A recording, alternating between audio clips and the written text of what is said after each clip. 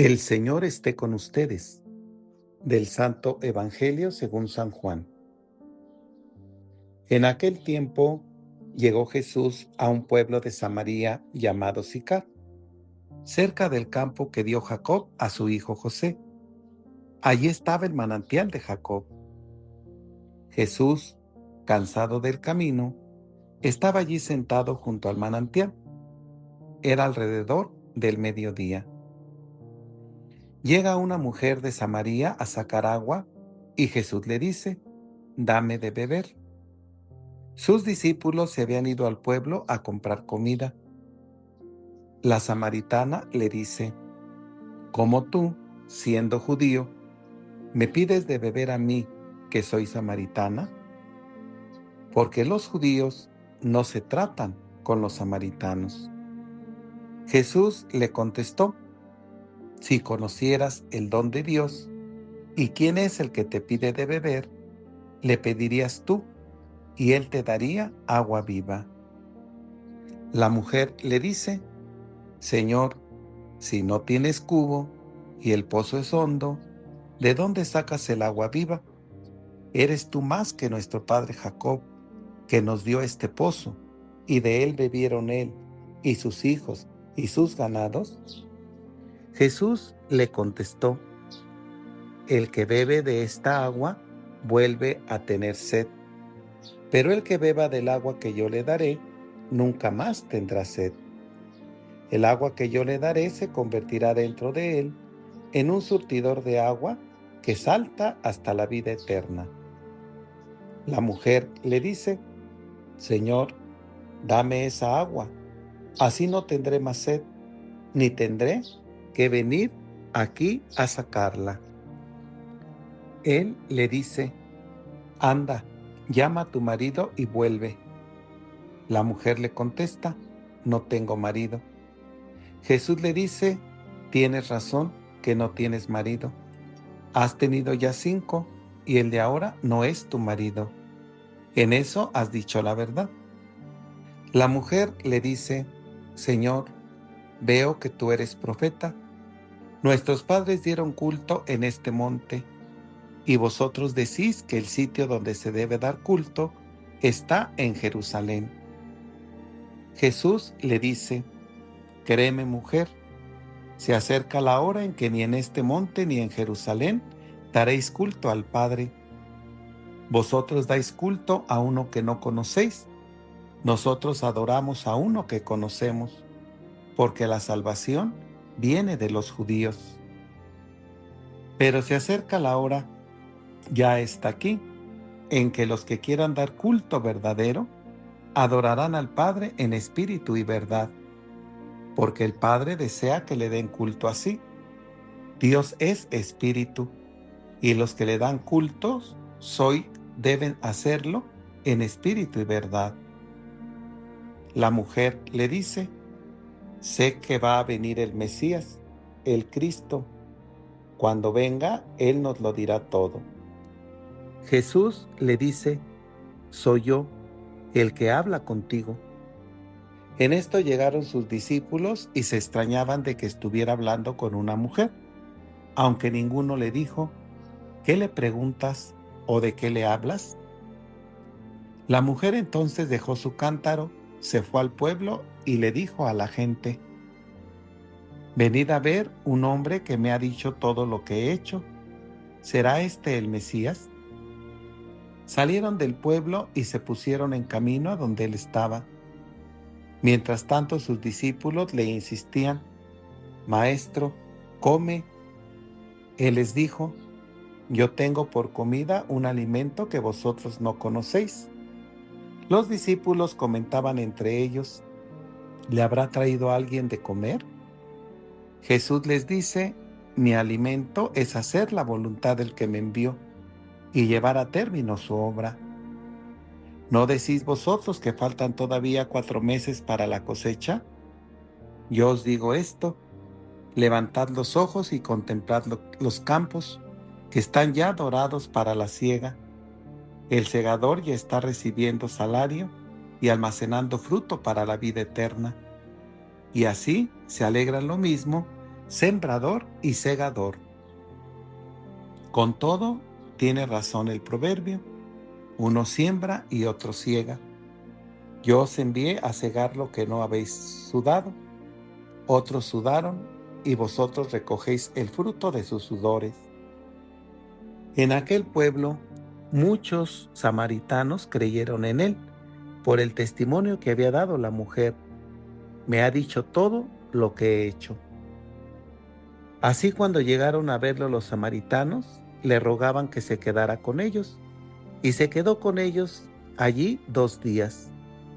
Todavía creyeron mucho más por su predicación y decían a la mujer: ya no creemos por lo que tú dices, nosotros mismos lo hemos oído y sabemos que Él es de verdad el Salvador del mundo. Palabra del Señor. Este encuentro de Jesús con la samaritana nos trae a nosotros grandes enseñanzas. El pozo donde se llevó a cabo este encuentro existe todavía y tiene una profundidad de 32 metros y está situado al sudeste de la ciudad de Nablus, llamada antiguamente Siquem y Sicar. Los cruzados levantaron encima de la fuente una iglesia, cuya sucesora es la iglesia actual, que pertenece a los ortodoxos griegos. Jesús estaba cansado. Esta es una de las notas más íntimas con que se aumenta nuestra fe al contacto del Evangelio. Cansado.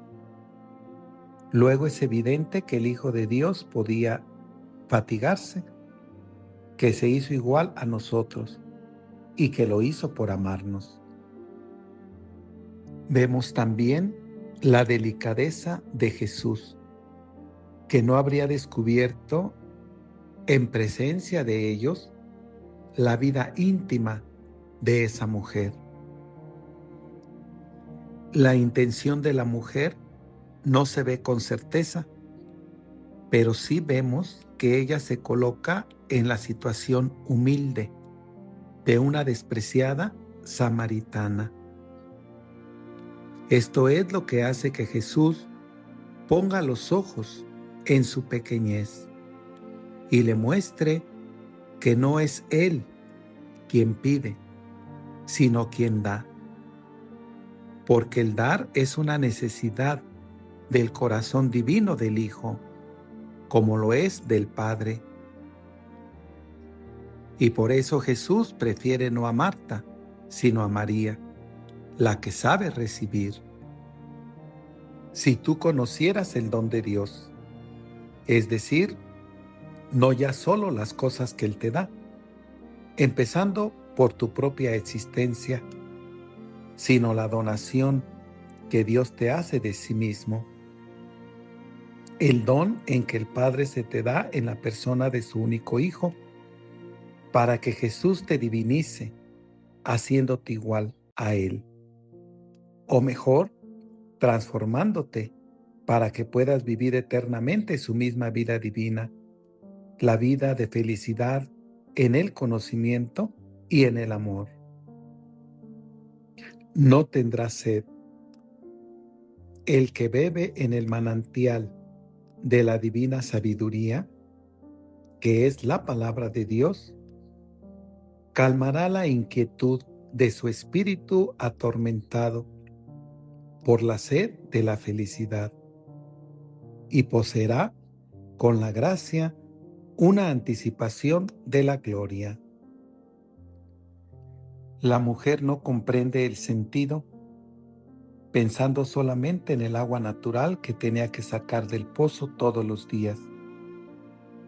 Tan solo por la revelación de sus pecados ocultos, viene a entender que Jesús hablaba simbólicamente de un agua sobrenatural que no se saca del pozo. Jesús, antes de darle el agua viva, quiere despertar en ella la conciencia de sus pecados y la conduce al arrepentimiento con admirable suavidad. Ya brota la fe en el corazón de la samaritana. Lo prueba la pregunta sobre el lugar donde había que adorar a Dios. Los samaritanos creían que el lugar del culto no era ya el templo de Jerusalén, sino el monte Garizim. Antes de anunciar el culto esencialmente espiritual, que habría de ser el sello característico de la iglesia cristiana, Jesús le anuncia aquí la próxima caducidad del culto israelita y aún quizá también la incredulidad tanto de los judíos como de los samaritanos. De ahí que ante el fracaso de unos y otros le diga: créeme a mí. Así viven los hombres también hoy, entre opiniones y bandos, todos falaces. Y Jesús sigue diciéndonos: créeme a mí, único que no te engaña, y yo te enseñaré, como a esta humilde mujer, lo que agrada al Padre, es decir, la sabiduría. La salvación viene de los judíos. La nación judía fue hecha depositaria de las promesas de Dios a Abraham, el padre de los creyentes, en quien serán bendecidas todas las naciones de la tierra. El mediador de todas esas bendiciones es Jesús, descendiente de Abraham por María. En espíritu, es decir, en lo más noble y lo más interior del hombre, en verdad y no con la apariencia, es decir, con ázimos de sinceridad, y no como aquel pueblo que lo alababa con los labios, mientras su corazón estaba lejos de él, o como los que oraban para ser vistos en las sinagogas, o proclamaban sus buenas obras. Desde esta revelación de Jesucristo, aprendemos a no anteponer lo que se ve a lo que no se ve, a preferir lo interior a lo exterior, lo espiritual a lo material. De ahí que hoy no sea fácil conocer el verdadero grado de unión con Dios que tiene un alma y que por eso no sepamos juzgarla, porque las almas le agradan según su mayor o menor rectitud y simplicidad de corazón, o sea, según su infancia espiritual. Para ponerse en contacto con Dios, cuya naturaleza es espiritual, el hombre ha de poner en juego todo lo que tiene de semejante a él, toda su actividad espiritual, que se manifiesta en la fe, la esperanza y la caridad. San Juan de la Cruz aprovecha este pasaje para exhortarnos a que no miremos en que el lugar para orar sea de tal o cual comodidad, sino al recogimiento interior, en olvido de objetos y jugos sensibles. En efecto, si Dios es espíritu, ¿qué pueden importarle en sí mismas las cosas materiales? ¿Acaso he de comer yo la carne de los toros? Dice él, refiriéndose a las ofrendas que se le hacen. Lo que vale para él es la intención, a tal punto que según Santa Gertrudis, Jesús le reveló que cada vez que deseamos de veras hacer algo por darle gusto al Padre o a Él, aunque no podamos realizarlo, vale tanto como si ya lo hubiéramos hecho. Y eso lo entenderá cualquiera, pues el que ama no busca regalos por interés, y lo que aprecia es el amor con que están hechos. Dejando su cántaro, detalle elocuente que muestra cómo el fervor del interés por Cristo le hizo abandonar toda preocupación temporal. Ni siquiera se detiene a saludar a los recién llegados. Ella tiene prisa por comunicar a los de su pueblo las maravillas que desbordaban de su alma después de escuchar a Jesús. Mi alimento es hacer la voluntad de aquel que me envió y dar cumplimiento a su obra. Esa obra que consiste en darnos a conocer al Padre es la que Jesús declara cumplida. San Hilario hace notar que esta fue la obra por excelencia de Cristo. Levantad vuestros ojos. Era esa la fértil llanura dada por Jacob a su hijo José, figura de Cristo.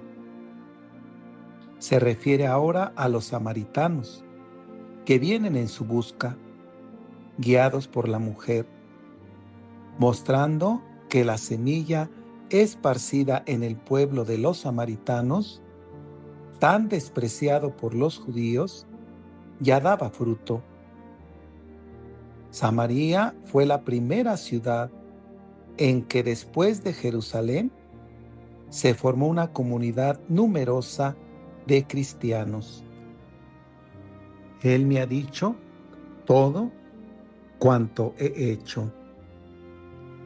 La samaritana, conquistada por la gracia de Jesús, no vacila en hacer humildemente esta alusión a sus pecados. Sus oyentes que la conocían se sienten a su vez conquistados por tan indiscutible prueba de sinceridad. Y muchos más creyeron a causa de su palabra. Aquí señala la eficacia de esas palabras de Jesús, de las cuales podemos disfrutar nosotros también en el Evangelio. Termino dándoles la bendición. El Señor esté con ustedes. La bendición de Dios Todopoderoso, Padre, Hijo y Espíritu Santo, descienda sobre ustedes, sobre sus familias y permanezca para siempre. Que tengan todos un feliz domingo, Día del Señor.